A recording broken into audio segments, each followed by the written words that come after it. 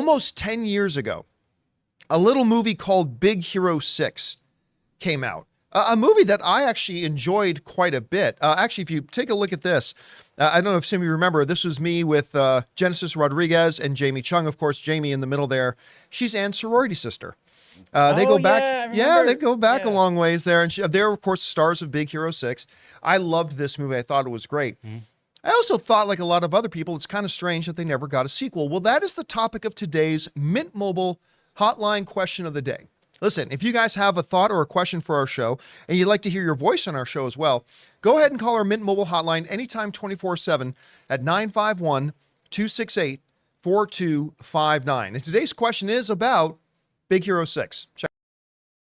Hey, John and crew, it's Logan from Massachusetts. I just saw a report on Screen Rant that Big Hero 6 is the highest grossing Disney movie without a sequel. Do you think we could see a potential sequel in the future, or do you think that Big Hero 6 will be the only movie with the characters that will come out? Thanks, and bring on the filthy. All right, Logan, thanks a lot for calling that in. And it is kind of crazy. Listen, Disney, and not just Disney, all studios love doing sequels, right? Sequels equal money. You got recognizable IP. Doesn't always equal success, but it gives you a pretty darn good chance of success. And success is what Big Hero 6 had. Take a look at this. I mean, they had a 90% critic score. Everybody liked it. I believe the audience score was somewhere around 91 as well. Yep. And while it was not the biggest box office hit they ever had, the film made $657 million at the box office. Now, to put that a little bit into perspective, the MCU's The Marvels didn't get out of the 200s. Aquaman 2, a follow-up to a billion-dollar film, is barely going to get 400.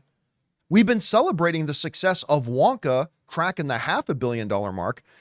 This movie, $657 million, making it the highest grossing Disney animated film to never get a sequel. Now, it's not like they didn't follow it up.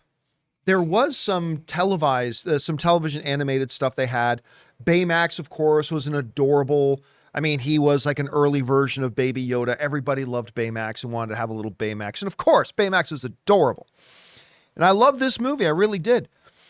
But do I think they will ever actually do a sequel? Let's get back to the first thing I said about this movie. It came out in 2014. And the reality is, I don't really hear anybody talking about it much. It's a movie that every month that passes that we don't get word of a sequel, I think lessens and lessens. And I think we're at the point now that I don't think we're ever going to truly get a theatrical sequel to this movie. I hope we do. I really enjoy this film. I want to see more of it. So I hope we do.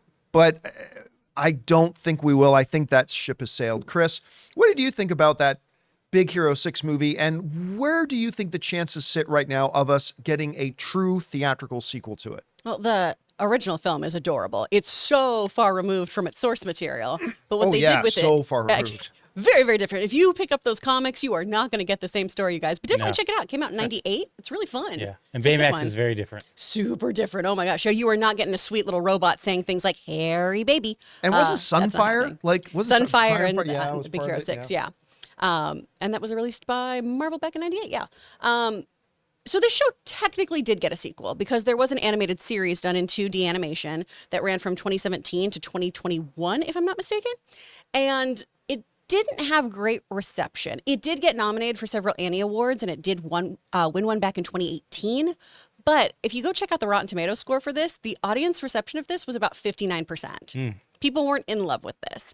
It does take place immediately after the events of the movie, but I just don't think it, really hit home with audiences. They did change it stylistically too. We went from that 3D animation to the 2D. And you also have to remember around this time, everyone started getting obsessed with Frozen, right? Yeah. It kind of dominated everything. Yeah. Same thing with movies like Tangled that I think are vastly superior to Frozen. That got an animated series as well instead of a sequel, which we should have gotten. I do think the ship has sailed here, which is such a shame because the post-credit scene of that movie was so fabulous with Fred going in and Stan Lee being his dad, revealing there was some secret. I wanted to see more of that on the screen, on the big screen, that is. But I think the ship has sailed on it, unfortunately. It was just so fun because it was so different, so original, and I really enjoyed it. And San Fran Yokio was so cool. It was awesome. I love the design of that. I Yeah. want that at Disney. And I would say that the distance between the first movie and now, I mean, Incredibles 1 and Incredibles 2, they're 14 years apart. That's true. But Right, they were but- not in the zeitgeist. I mean, they were in the zeitgeist, whereas, Big Hero 6 is sort of like, it had its moment. Yeah. Yeah, like after the first Incredibles, every year people were asking, Yeah, where's when's the it next coming? Incredibles? Yeah. Where's for 14 years? Like Yeah. Big Hero 6, as much as I adored it, it does not have that kind of zeitgeist presence, right? So the answer is, I love this movie. I thought it was charming and delightful and fun, but and hopefully, fingers crossed, they do it someday, but I just don't think they're ever going to do one, unfortunately. Guys, we want to take a second to thank a sponsor of today's video, Manscaped. Roses are red, violets are blue. Trim your balls, and your date will thank us too. What's up, guys? Valentine's Day is knocking, and Manscaped is the remedy for what the love doctor ordered. His prescription? The all-new Performance Package 5.0 Ultra, designed to elevate your grooming game and shine like the beast you are. Join the 10 million men worldwide who trust Manscaped with our exclusive offer. Go to manscaped.com to get 20% off plus free shipping with the code Campea. Guys, listen, like a lot of you, I used to shave my package like the Neanderthals did, using, the clippers on your electric razor, but that's not what you need for excellence on Valentine's Day. So let's talk about the hero of Valentine's Day, the Lawnmower 5.0 Ultra. This electric trimmer features skin-safe technology guarding your Valentine's Day treasure against any grooming mishaps. This package also features the Weed Whacker 2.0 nose and hair trimmer, Manscaped liquid formulations, and 2 free goodies, the Shed Travel Bag